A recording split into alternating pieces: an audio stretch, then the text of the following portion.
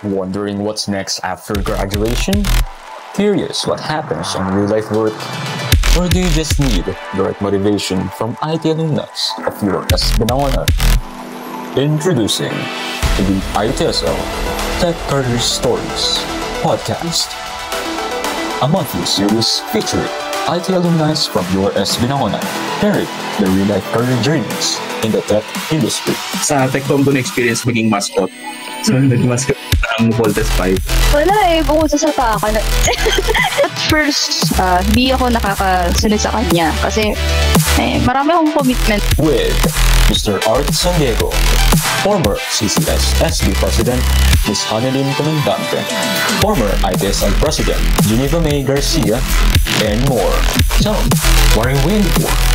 Are you ready to take charge of your future? Your future in tech starts now. This is the Tech Career Stories Podcast.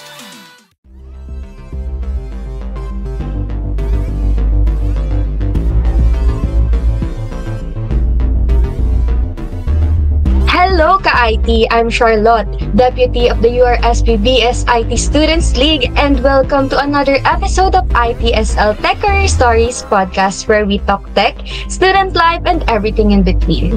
Today, we are joined by someone who truly embodies excellence both in and out of the classroom.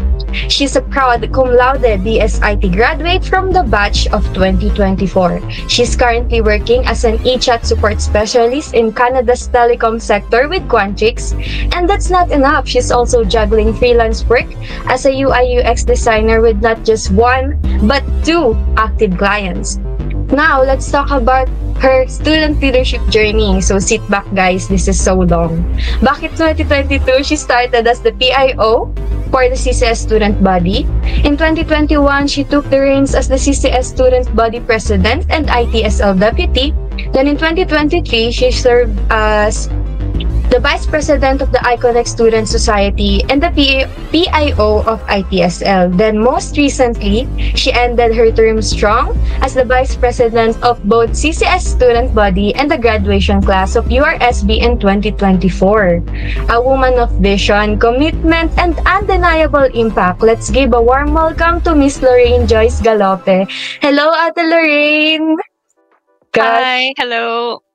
Hello! So, Hello. ayan. Good day. Kamusta ka naman, Ate Lorraine? Napakahabang intro. Okay lang po bang Ate Lorraine or Miss Lorraine na dapat? Ate Lorena, mas comfortable yung Ate Okay. Lorena. Ayan. Guys, ano lang. So, since first year, we're together. So, ganun kami, guys. Ganun kami. Sige, Ate Lorraine, ikaw na mag-introduce sa self mo. Sobrang haba Napagod ako. Parang okay naman na, parang na-introduce naman na. Pero, yeah, so I'm a former president or officer of the organization here sa CCS URSB, and I'm so glad as well that I was invited by the ITSL, which was my former organization way back in college. Way back in college, parang ang tagal-tagal na graduate. Pero yun, thank you so much for the RTSL sa pag-invite sa akin to be your guest today. Kasi deserve po yan, deserve. Ayan, let's start natin, Lorraine. So, start tayo sa beginning ng journey mo. How did you start your interest in tech start po ba? So, ayun, medyo storytelling, no? My interest in tech siguro ignited when I got my first personal computer. Not sure about the year, pero sa pagkakatanda ko, I was in grade 3. So I remember diving into Microsoft PowerPoint noon, learning how to create presentations and experimenting with different design elements. Kasi yun talaga eh. Doon ako talaga nakakatch yung designing. So I think yung early exposure na yun to digital creativity sparked my fascination with how technology could be used to, express ideas visually. So I remember using Paint as well noon to draw and create base. Uso yan. Tapos medyo creative pa kasi ako noon nung bata pa ako. Unlike ngayon, no? Hanggang ngayon, Ate Lorraine. And also, around the same time, I discovered the game Plants vs. Zombies. Kasi that time naman, grade 3, yun yung uso eh. Which not only entertained me, no, but isa yan talaga sa nag-inspire sa akin to think critically about game mechanics and user interaction. Kasi as in, doon talaga ako, baliw na baliw nung bata pa ako no, sa Plants vs. Zombies. So, ayun, as I progressed sa school, my passion for technology only grew. I remember way back when I was in grade 6, I think, the first ICT-related competition na sinalihan ko was the PPT or the PowerPoint presentation pa rin. I also took the opportunities to participate in clubs or organizations where back then, I always loved to create pubmats or anything related to designing, editing, and techie stuff. Tapos, when I was in high school sa KAIS, we were given the option na mamili between cookery yata yun and ICT. So, pagkakatanda ko nun, iilan lang talaga kami nun na babae na pinili yung ICT, but then super na-excite kasi ako that time sa mga activities related to tech. Na I was expecting more on handling computers yung gagawin, like editing, designing, pero hindi pala, it's not. It's more on hardware-related activities, which I enjoy naman. Maglinis na system unit. Oh, yun. maglilinis. Which I Been enjoyed there. naman back then. And mas lalo pa akong naging interested in computers. And there, I further developed my skills, not just technically, but also my soft skills. Yeah, there. Grabe. Ayun, kaya naman pala, first year pa lang, Ate Lorraine, alam na namin, grabe yung pag-org, grabe yung pag-serve. Since grade 3 pala ang interest. Oo, as Tapos, in. Tapos pagdating ng, tuloy-tuloy na siya hanggang high school. So, siguro may mga 50-50 pa ako nun nung high school. Kasi syempre, nahihila-hila ka pa ng mga friends mo na mag-accountant ka na lang, mag-teacher ka na lang, ganyan. Tapos nung bata ako, tanda ko, parang pangarap ko pa nun maging teacher. Kaya nung parang bandang nung time na medyo, yun nga, napasama ako sa ICT nun. Grade 9 yun. Doon ko na-realize na, parang forte ko to. Parang dito talaga ako hinihila. Parang interesting talaga yung IT for me. Tapos lalo na nag-senior high school kasi doon na talaga kailangan mo na mag-decide, di ba? What's related your na. next step? Yes. Oo. Tapos doon na mag-i-start yung, nung high school ka po ba, nag-start na kayo with coding? Hindi. Wala talaga. Wala pa. Nung Asicias, doon na nag-start. So, designing, more on designing ka po talaga last. Yes. Mm-mm. I see. Kaya ngayon, ayan na ang pinursue. Yun talaga. So, ayan. Dahil nalaman na natin yung lore. Yung lore, what about, let's talk about your college sa URSB. College days mo noon, which is, alam kong nag-enjoy kasi simula first year, sobrang active mo Ate Lorraine. If hindi nila alam, lalo sa mga first year natin dyan, guys. So, first year pa lang si Ate Lorraine, makikita mo yung mukha niya sa page ng mga organization, nandun talaga siya. First question natin with that is, was there any professor who made a significant impact in your college life? And could you share some memorable moments with them? Parang alam, charot. Actually, lahat naman ng mga naging professors ko, nagbigay talaga naman sila ng impact sa college life ko. But I would like to mention some of them na lang. Hindi lang isa, some talaga. Like, top of the top, no? So, first was Sir Alking. So, he was actually the first professor na nakadiscover sa skills ko when it comes to hosting and leadership. So, I was part of CCSSB nung time na yun. And nagmi-meeting yata kami, tapos they heard my voice. Tapos, ayun na yung start. Pinush na ako ng mga kasama ko sa SB nun, which were Ate Vina, Ate Ash, Ate Ashley, Kuya Ronald. Kasi pandemic ng time na yun and more on online hosting pa lang yung nagaganap. And what's so funny is, hindi ko rin alam that I can do hosting din pala. Isa pa yung naging CCSSB PIO ako, I'm handling as well yung mga PubMats and vids. So, more on editing. Ako yun nung time na yun, way back 2020 to 2021. More on, kami ni Kuya Ronald yung nag-handle kasi ng page ng CCSSB. And kay Sir Alking kami usually nagpapakonsult sa designs namin. So, for feedback and recommendations then for improvement. Kasi, kaya isa na talaga si Sir sa nag-contribute why I am here right now doing designing stuff. Ayun, I think, ayun din yung naging way ko para maging ka-close ko pa yung ibang professors ko. Nung naging part ako ng CCSSB, that's where I met my mentor, Ma'am Martea. So, si Ma'am kasi yung naging advisor ko sa lahat ng naging main organization ko nung college ko. Nung college days, ever since freshman ako, si Ma'am Martea talaga ang main advisor ko sa lahat. So, before, wala talaga akong tiwala na sa sarili ko. Swear, when it comes sa pagko-code, hindi ko alam what's tech stack before Napalitan na lang talaga ako nung, di ba? Like yung mga technical terms, ano yun? So, Tapos napilitan na lang. tuturo nila. Di ba? Napilitan na lang talaga ako. Like, alamin lahat ng mga yun nung nagka-capstone na kami. So, that time, kasi I was the developer because I remember nung yung mga group mates ko nun, they were still finishing our projects na system din. And so, I volunteered na ako na lang yung maging developer sa capstone namin. O, diba? Medyo bita-bita sa part na yun, no? And kahit wala akong ka-background dun, inumpisahan ko talaga yung system namin. I actually used React.js, Firebase, Cloud Firestore, whatsoever. Tapos, nung time na yun, as in, to be honest, yung Figma lang talaga that time, yung super familiar ako.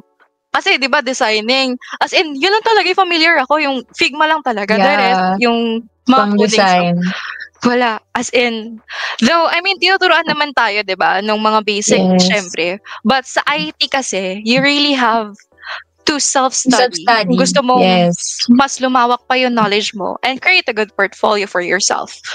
Noong time na yun, as in, nagbe-breakdown na talaga ako.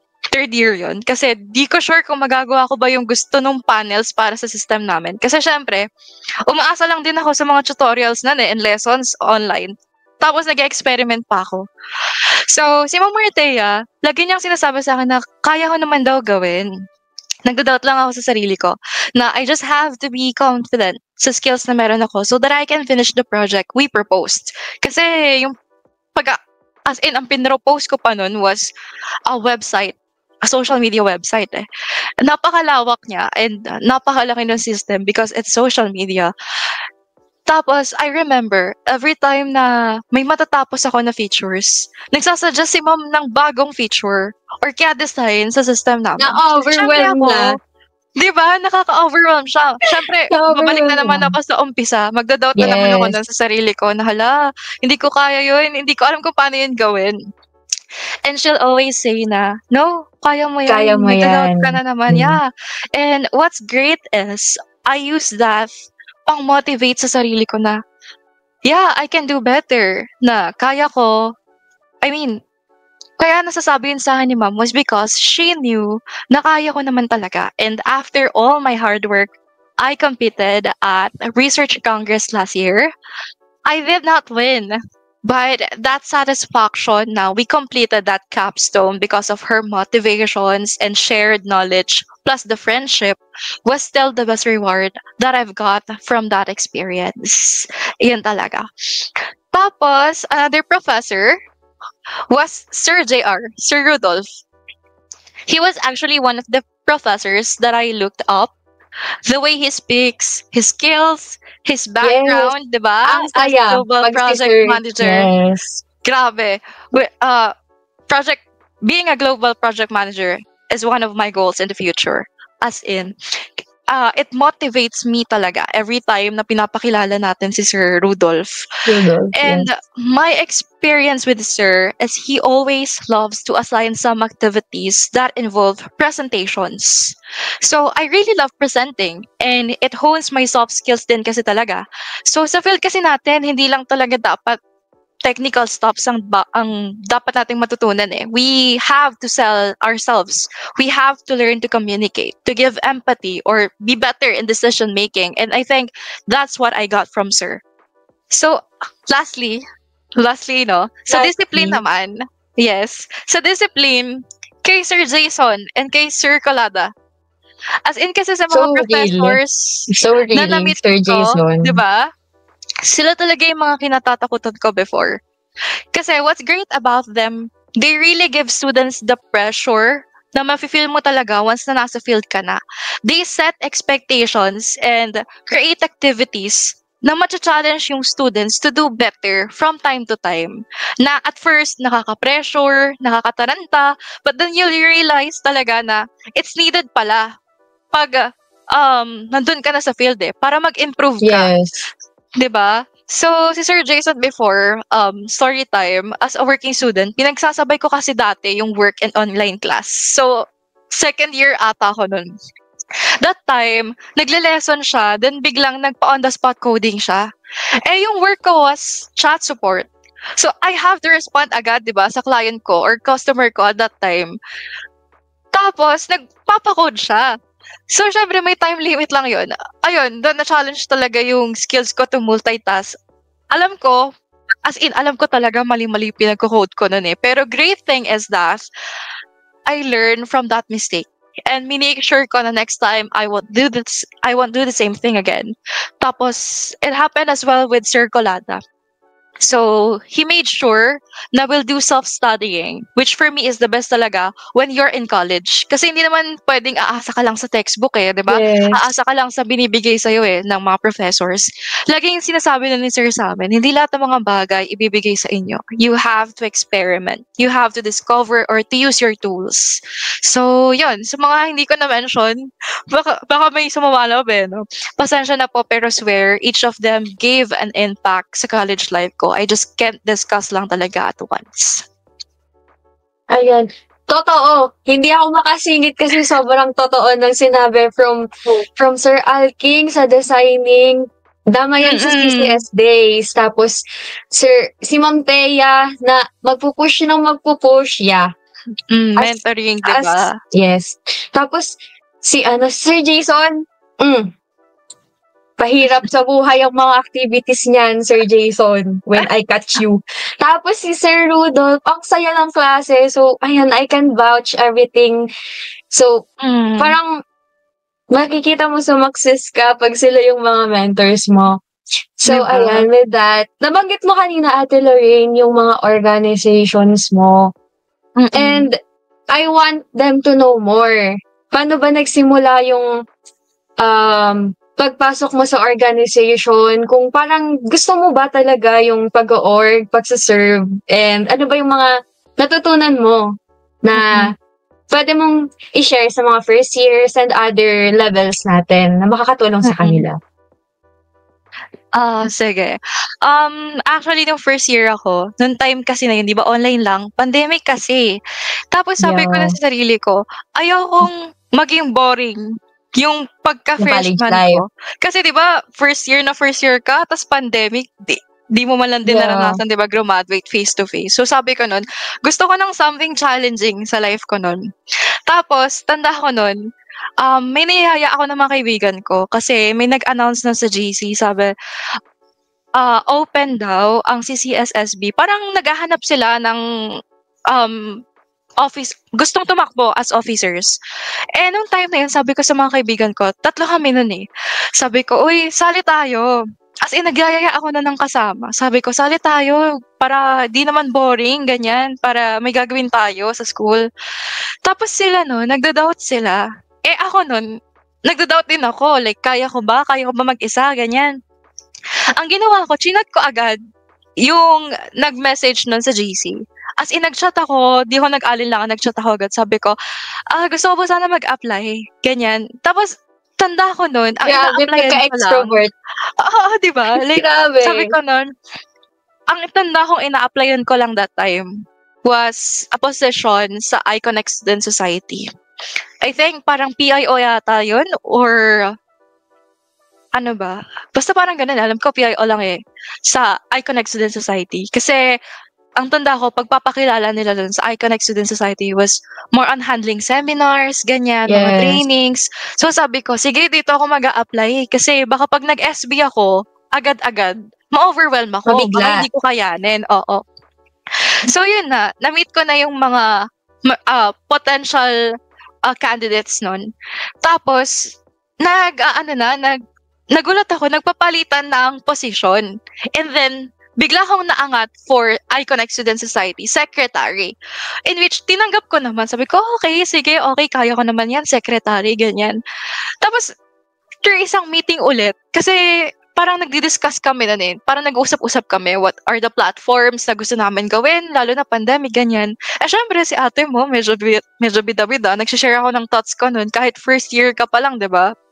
Nagsishare ako ng Yes. thoughts. Nagulat ako, biglang nag-shuffle ulit. Napunta ako na sa CCSSB as PIO.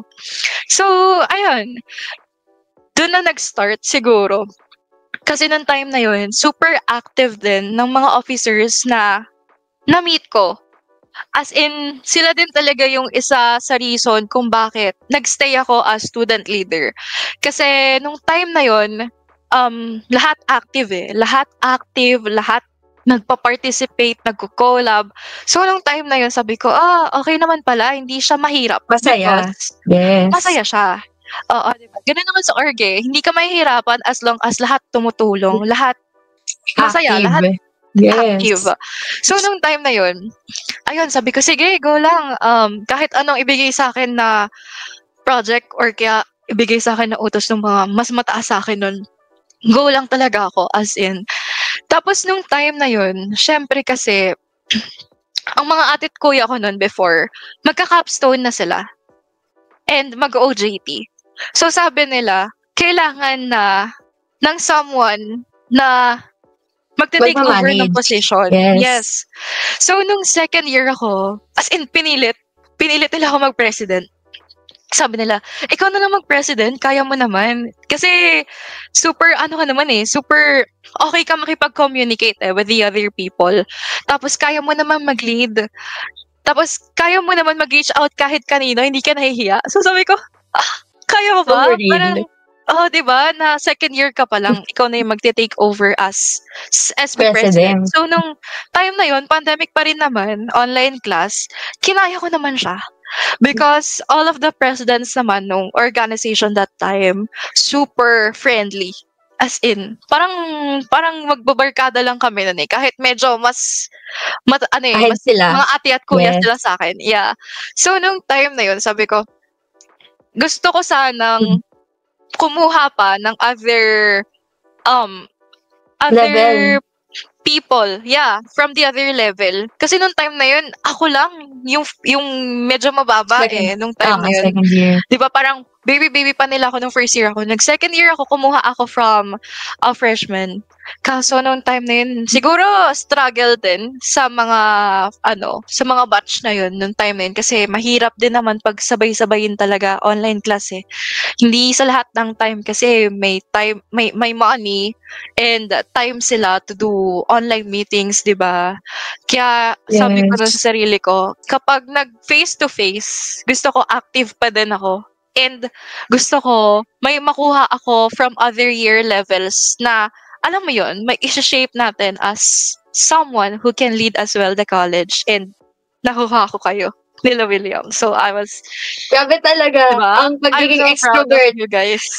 Umabot siya sa amin, guys. Alam niyo ba yun? Kung bakit kami nasa org ni William James? Kasi may connection sila ni Ate Lorraine and nag-message siya, si William biglang nag-message siya akin na, Vic, takbo tayo. Kilala ko naman si ganun message. Akala ko pa noon, masungit ba to? Masungit ba si Ate Lorraine? Tas nung pin-PM ko siya, like, okay po, sige, sali niyo ako dyan. Kasi ganun, Diba? ganun ka-effective si Ate Lorraine as senior, as friend, lahat. As in, effective si Ate Lorraine, promise, guys. Grabe, Ayun. ng bola pa. Ala, hindi po. Totoo yan. Makaka-vouch ang, mga ka-org natin dyan. Now, after, wait lang Ate Lorraine, dati ka pa po bang since SHS, ganun? Since high school ba siya? Mm.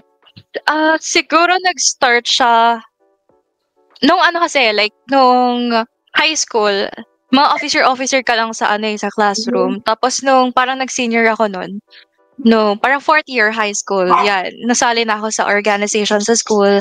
Senior high school naman, part din ako ng organization, the same as newspaper, writer din ako. So, nung time na yun, doon na siya nagsa-start na sabi ko sa sarili ko, gusto ko talaga din mag-lead sa school, sa studentry. Sabi ko noon, kasi parang ano lagi ka na rin naman leader, di ba, sa mga project, leader ka sa mga activities na ganyan. So, why not na mas i-level up, di ba, na mas itaas mo pa na school naman din yung pag-servan mo, hindi lang yung classmates mo or yung groups mo. So, yan. Ayun na, nabuo na si leader. Mm-mm. Tapos, ngayon, di ba leader? I know, leader ka sa Capstone. How about the other projects? Do you still lead them? Ikaw din po ba yung nagiging leader ng mga projects nyo? So, ayun. Ano po yung mga challenges nyo sa Capstone projects and other activities nyo given that, ayun, ang dami nyong kapit no, responsibilities. Yan, ang dami nyong kapit. Ano mga challenges nyo? And, ano yung mga important lessons na natutunan nyo during those times, during your college time, na halo-halo na lahat sa org, sa klase, and all? So, before, as a student, one of the biggest challenges na I face was balancing my responsibilities as a working student with my studies and my role as a student leader, no? So that time, juggling my day classes and night shifts naman required exceptional time management talaga and discipline, as I've often found myself exhausted sa school. So, noong mga time na yun, sometimes, nakakaidlip talaga ako sa classes. And I think I was determined to succeed lang talaga. Plus, my professors were so understanding and caring. Kaya, ayun, nalagpasan naman. And when it comes to group projects, org activities, and capstone assignments, it really added another layer of complexity as well eh. Alam mo yun, yung coordinating with my friends, pati yung mga ka-org mates mo, while meeting deadlines became a test of collaboration and communication. Yes. Diba? Like, sabay-sabay talaga siya. Pero despite those challenges, I actually developed valuable skills naman when it comes to leadership, yung teamwork, resilience that have greatly shaped my personal and professional growth. So, bale, kahit anong hirap di ba, nung time na yun, ang iniisip ko na lang talaga was yung mga skills di ba, yung success na makukuha ko sa mga paghihirap na yun. So, I think, ayun yung mga biggest challenges sa akin talaga was time management, yung pagsasabay-sabay ng lahat. And now, ang galing. Ngayon, apply na lahat. Now, very effective. Ang masasabi ko lang. So, ayun, dati guys, kitang-kita namin ang pagda-time management ni Ate Lorraine. At may isa pa, yung capstone niya habang ginagawa niya yun. Mababalitaan na lang namin, down na siya mga be. Ano na siya, tag dito. Diba? Nagkakasakit na siya sa sobrang dami niyang responsibilities in life. Now, isa ka ng graduate ng URSB, Ate Lorraine. Ano naman yung buhay mo after graduation? What's your life after graduation?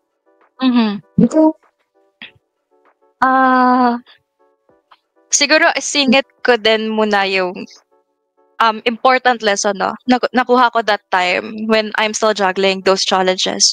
So, one of the most important lessons I learned during my time at the URSB is the value of resilience and adaptability. So, nung time na yun, balancing classes, work, and leadership roles taught me that challenges are a part of the learning process talaga. That time kasi, yun nga, ina-mention ni Charlotte, nagbe-breakdown na lang talaga ako. Pag may time lang ako, as in, parang yung, alam mo yung pag-ihap mo, may schedule. Yes! Oo, di ba? Pero, ayun nga, instead na ma-overwhelm ako, I learned to find solutions and adapt to different situations. So that mindset not only helped me succeed academically, but also prepared me for real world challenges in my career.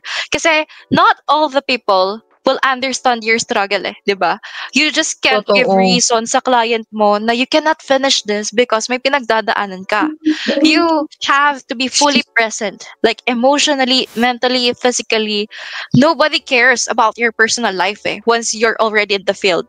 What matters is that you fulfill your responsibilities, and it's not just about completing your task na, but about doing them to the best of your ability. Walang magbe-baby sa'yo once you're already in the field. So, yun nga, relating sa question ni Charlotte, na what was my life after graduation? My life after graduation was pretty overwhelming for me. At first, I felt lost and unsure of where I fit in. It was a big change kasi going from school to the real world, I didn't know what to do next. I was expecting to find a good job right away and to earn a decent salary, pero it didn't happen as quickly as I thought it would. So that time, ang baon ko talaga every time na mag-a-apply ako, self-confidence lang, tsaka soft skills. Kasi when it comes to experience, sobrang konti pa lang kasi fresh graduate ka, di ba?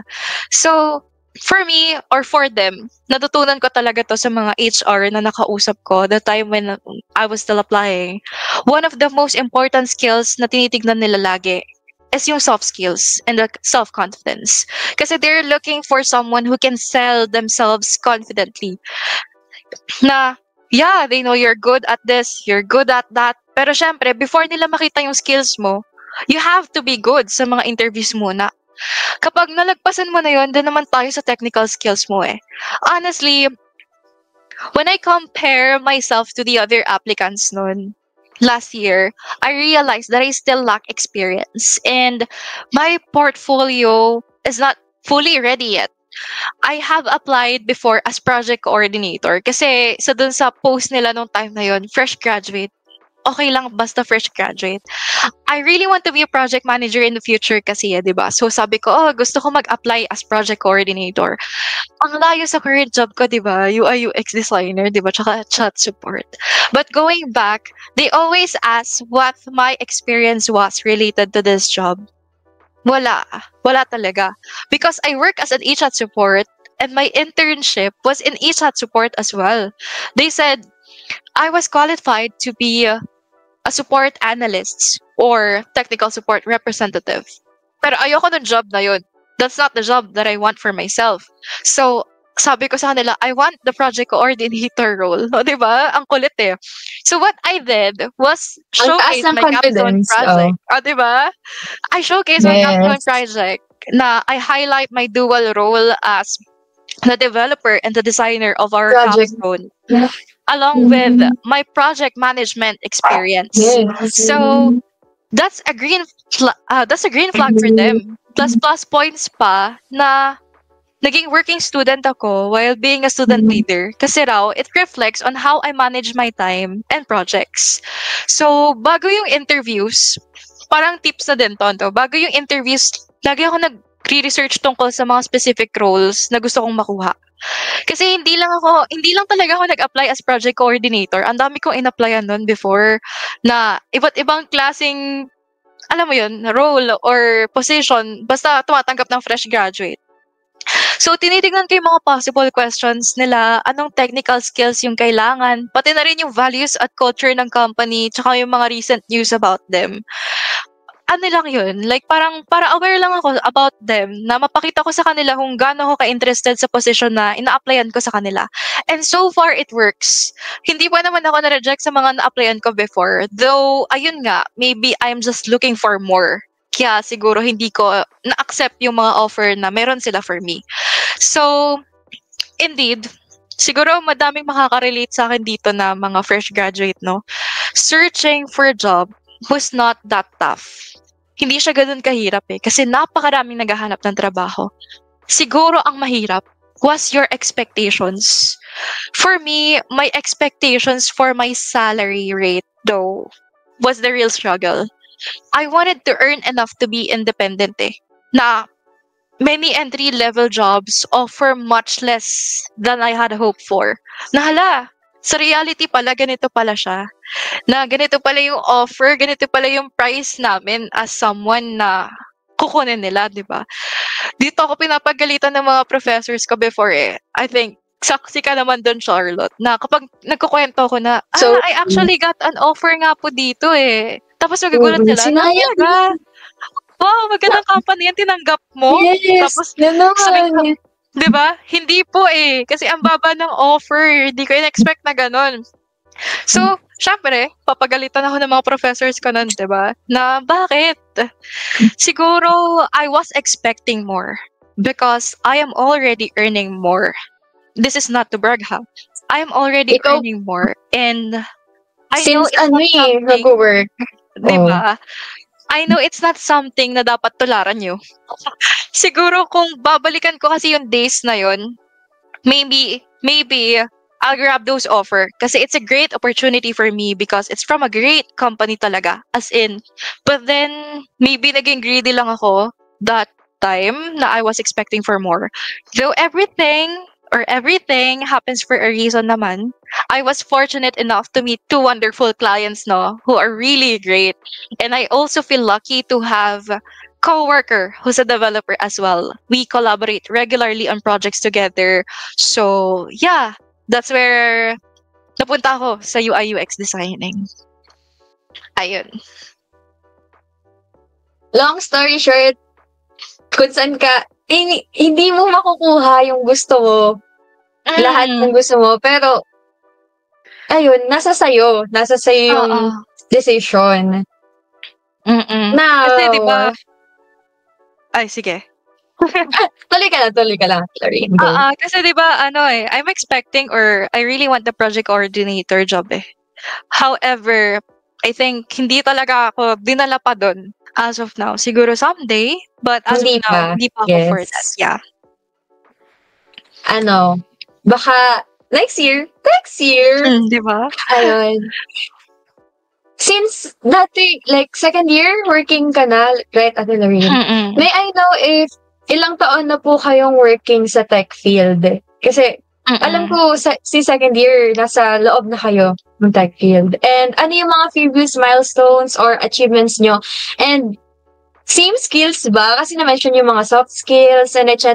Mm-mm. Same skills po ba yung nakatulong sa inyo na mag-succeed sa career nyo na yun? Mm-mm.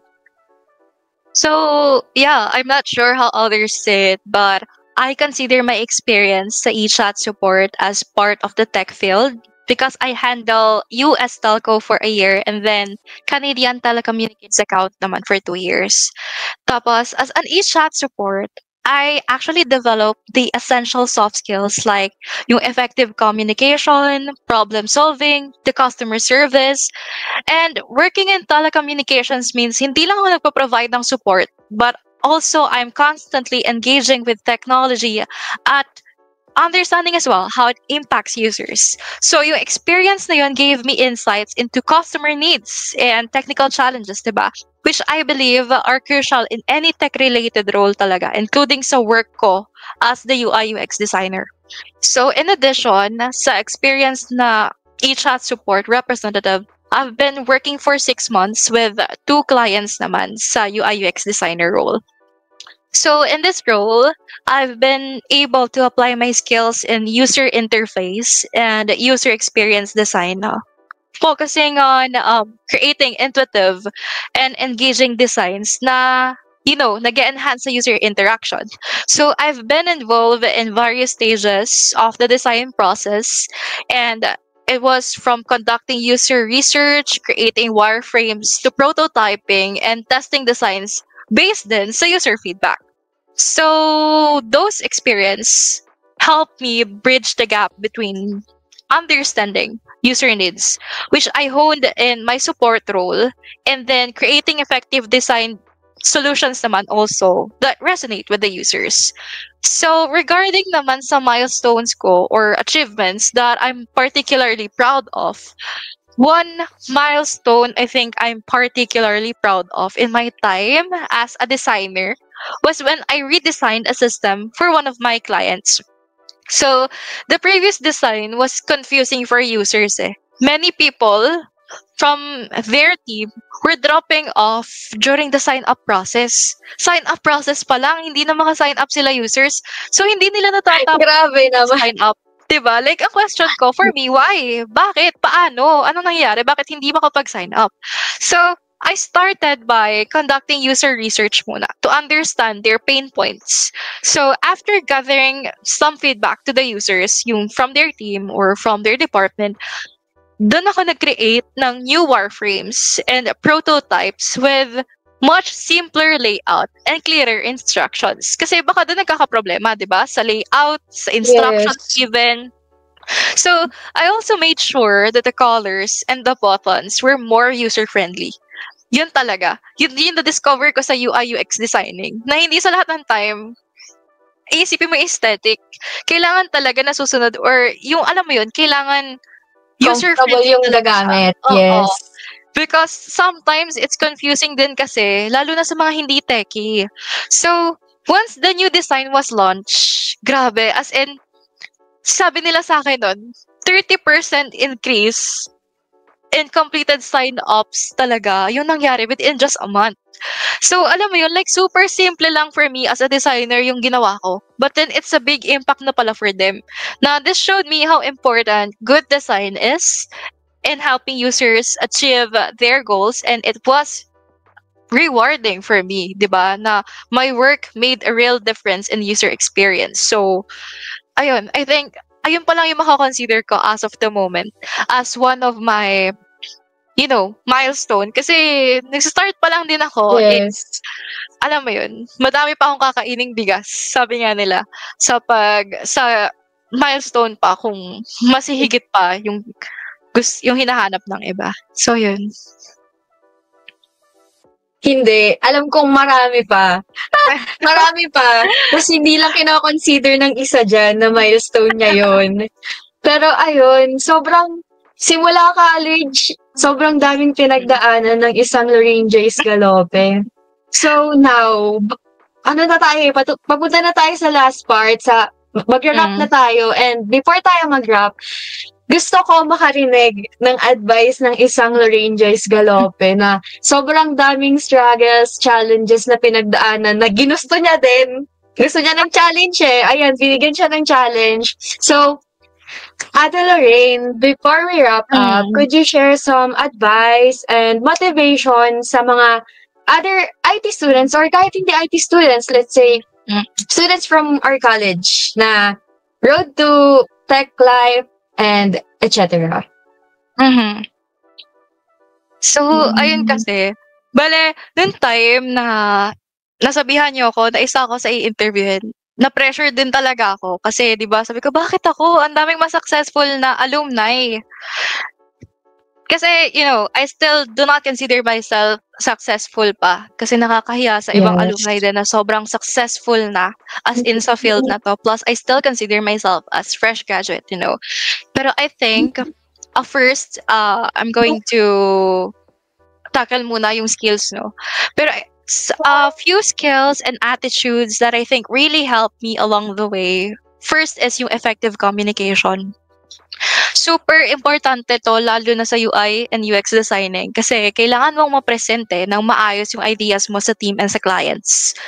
Second will be yung curiosity sa technology and design. I'm always eager to learn new trends and tools, which helps me create better designs. And of course, perseverance. Hindi kasi lahat ng projects madali. Hindi lahat ng sa tingin mo, kaya mo, kakayanin mo talaga.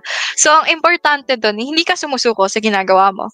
And lastly, I believe yung having empathy for users is yung key. Kapag kasi naisip mo kung ano yung nararamdaman ng users na pinaggagawaan mo ng system, mas madali mong magagawa yung design that resonates with them. Tapos, when it comes to advice, bigla na paisip no? Parang siya yung may kailangan ng advice, guys. Charot. Uy! Iba pala yun. Iba yun. Charot. So, of course, to all our people out there, most especially from the CCS community, remember that every step you take is important. Na it's okay to make mistakes because that's how we learn and grow. Na you have to stay curious and keep asking questions. Totoo yan, yung keep asking questions. Hindi lang siya na-apply talaga sa college life, sa school, sa teacher, sa professor, but also once na nasa field ka na. Because hindi naman lahat ng bagay alam mo eh. 'Di ba? You always have to learn daily.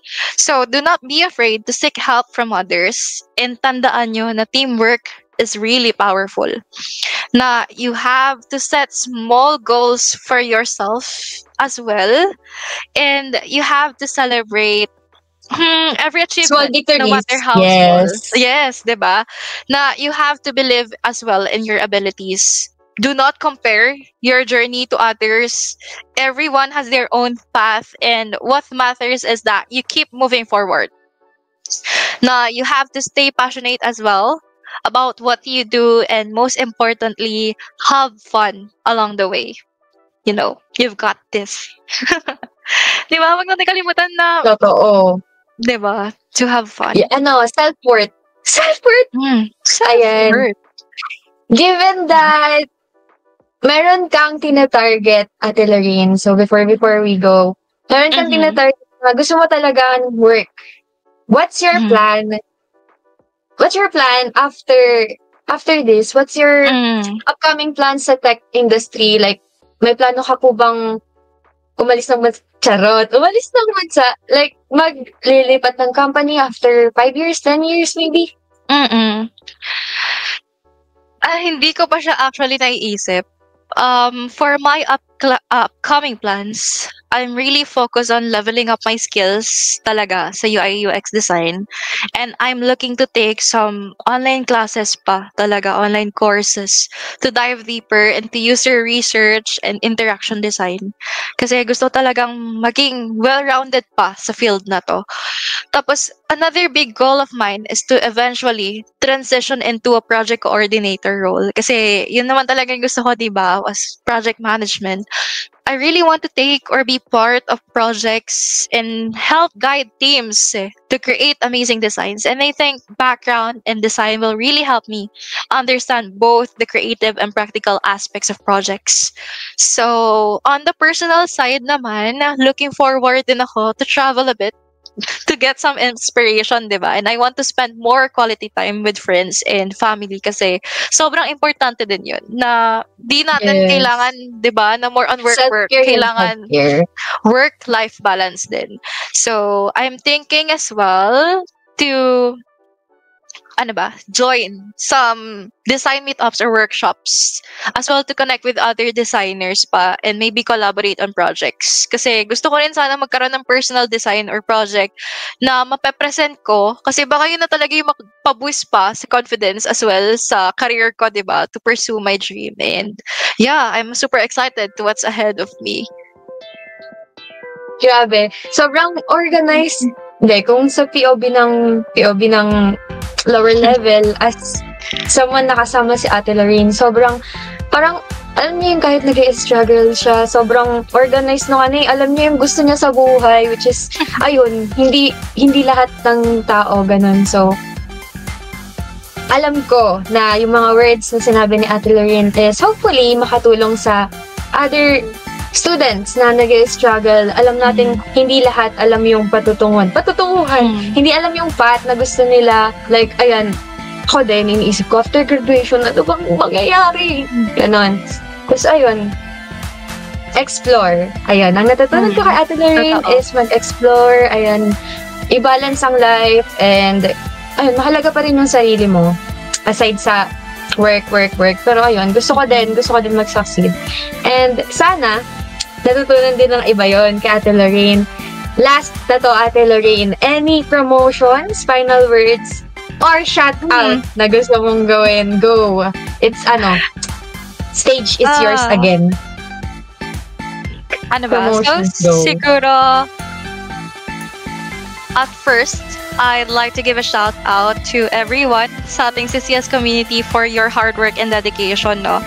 Keep supporting lang each other and sharing knowledge. It really makes a difference. And I also want to extend my heartfelt thanks to ITSL for choosing me to share my experience with the URSB community. Honestly, I didn't feel fully confident about sharing because I thought I wasn't ready yet or successful enough pa to be a guest. But I truly appreciate the opportunity. And also, a special shout out to IT41 from batch 2024. I miss you all, guys, and I hope we can meet soon. To my V Squad, to my grad class officers besties, yan, to my former org family, Charlotte, William, Rich, Kyrene, and Sandra. I'm so proud of everything you're doing. And also, last but not the least, a huge thank you to my favorite CCS faculty, led by Dean Joy.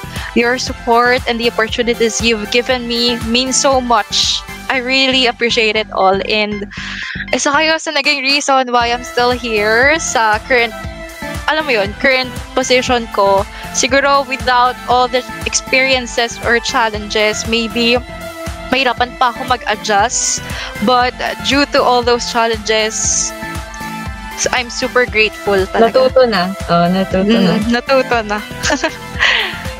Ayan. Yun So, thank you so much, Ate Lorraine. Alam kong ang daming matututunan lahat ng student na, alam niyo yung nandun, same experience like me. Like, ganun pala, naging, nadaanan din pala ni Ate Lorraine yun. Bakit ganyan na siya? Ganito pala yung ginawa niya. So, ayun. And, ayun, that wraps up this episode of ITSL Tech Career Stories podcast. So, Miss Lorraine, Ate Lorraine, thank you so much for joining us and sharing your inspiring journey. Na totoong inspiring, guys, kasi, alam mo yun, makaka-relate ka, relatable lahat ng pinagdaanan niya as someone na, let's say, yung mga nasa organizations, yung mga working students, ayan, ang dami makaka-relate. So, I'm sure na proud yung mga professors natin sa'yo, Ate Lorraine, na kita nila yung fruit ng hard work. Kita nila yung mga success, nag-success ba, ganun. Ayan, to our fellow ka-IT, here at URSB Nanganan, may today's conversation spark new dreams and remind you that your skills na natututunan mo now is your building blocks for something greater. So keep pushing, keep coding, and keep growing. And don't forget to support ITSL activities, our webinars, posts, and events. So stay updated by liking our following our Facebook page, which is the URSB BSIT Students League. Also, show your support for our CCS organizations, which is CCSSB, Iconic Student Society, ITSL, and ISSL. Stay tuned if there will be next episode of Tech Career Stories podcast kung may susunod pa. Once again, I'm Charlotte, Deputy of the BSIT Students League of the URSB Nanganan. Let's continue connecting minds and coding our futures. God bless and goodbye, everyone. Take care and have a great day.